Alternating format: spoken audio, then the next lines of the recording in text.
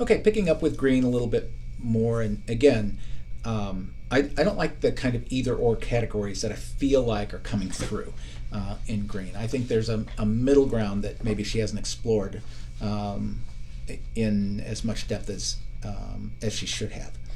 On page 740, she makes this statement about essentially the false hope that these parents experience, and how that kind of hope puts strain on the nursing staff, a moral distress on the nursing staff. And I guess I would counter, but with this, wouldn't the parents have been disappointed even without hope for a miracle? It's almost like Green is saying it's that hope for the miraculous that is causing the pain or the disappointment. Maybe, but I don't think it necessarily has to be the hope for God to do some miracle. I think it could be the disappointment of and coming to grips with the fact that this, again, we're talking about children that are not going to make it in the NICU. These are very little ones.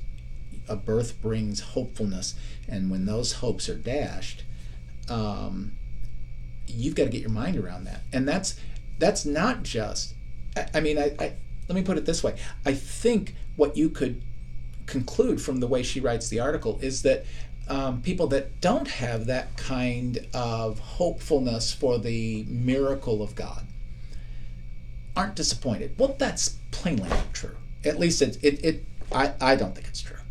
I would be pretty suspicious of the idea that there were parents that were so lacking in feeling that they weren't disappointed. I don't necessarily think it's this hope for the miraculous. Now that can exacerbate it, but I'm not sure that it's an either or category. Again, some of my concerns about Green, though I think it's a wonderful article. I think it gives us really good ideas to think about.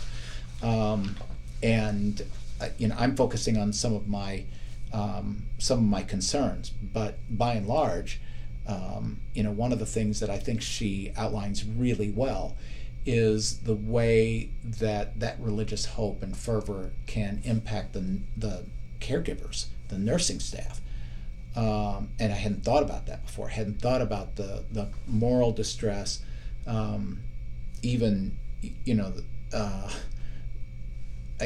I don't want to diagnose anybody, but it makes me wonder, could a context like that contribute to like PTSD or something in nurses or other serving professions who deal with people at their worst? So this makes me think about 2 Samuel 11 and 12. And here you have David, who is the quintessential Israelite king. He is the glory of Israel, if you will. Yahweh is really the glory of Israel, but as the vice regent, the human king on the throne, it doesn't get better than David. So in Israel's history, the first king is Saul. Saul is replaced by David after his death. David is not in the same line as Saul. It's a completely different house, and sets up the dynasty of David that extends for essentially 350 years or so. In 2 Samuel 11, David commits adultery. Now, if you read that passage, some are arguing that David actually rapes this woman Bathsheba. That may be the case. It actually may be the case. There certainly is a power dynamic going on. David, you'd be hard pressed to say he didn't take advantage of his power, but the Bible also has like language for rape, and it doesn't use it here, at least not as overtly. So I go back and forth on that. Sometimes it depends on the last article that I read.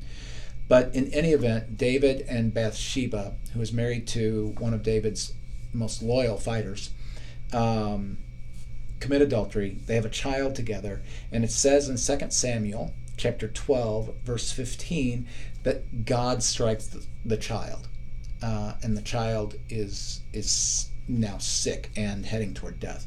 You might want to compare Exodus chapter 20, verses 5 and 6 in this, but these folks lived in a time where they essentially thought that God was responsible, both good and bad, for everything that happened in life.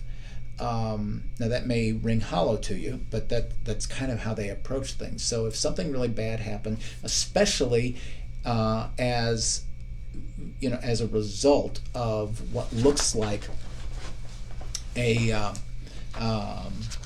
evil act of someone else, then God had something to do with that, with that bad outcome. You certainly have preachers who sometimes claim that, if there's something bad, some kind of catastrophe, it's because of our sin. We did something wrong, or the blasted others that really do bad things, it's their fault. I try to stay away from that kind of thing. Partly because that's above my pay grade, partly because we just know a lot more now about weather patterns or whatever. So in any event, the child is sick. David's response in 2 Samuel chapter 12, verses 16 and 17 is really interesting. He begins to pray, he fasts, he mourns, he enters into a situation where, if there's anything that can be done, and says, who knows, right? Who knows? Maybe God will do something about this. In 2 Samuel chapter 12, verses 18 and 19, it's reported to David that the child has died.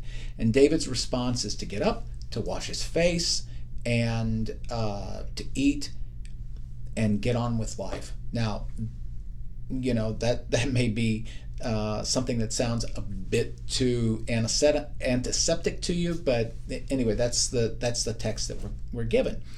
And in response, he said, as long as the child was alive, there was a chance. And when the child died, my mourning, there's nothing else that's going to accomplish. My praying, there's nothing else that's going to accomplish. And I think this passage actually gives us some light into how we deal with death, how we should deal with death, how we should deal with prayer for desperate situations, be it a cancer diagnosis or a shooting or whatever. And then David moves on to consoling Bathsheba, who by this time is another wife, and they have a son who is Solomon, who is the next one on the throne after David.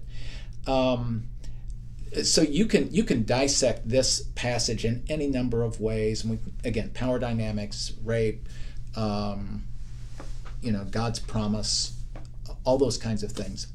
But it is interesting to me that when we are talking about very religious people, sometimes, especially in a context where many people, if they have a religious conviction, are Christian, it's interesting how few actually know the Bible and actually know these stories, these narratives that could actually encourage them and help them navigate very difficult waters, because there really isn't, as the biblical writer says, anything new under the sun.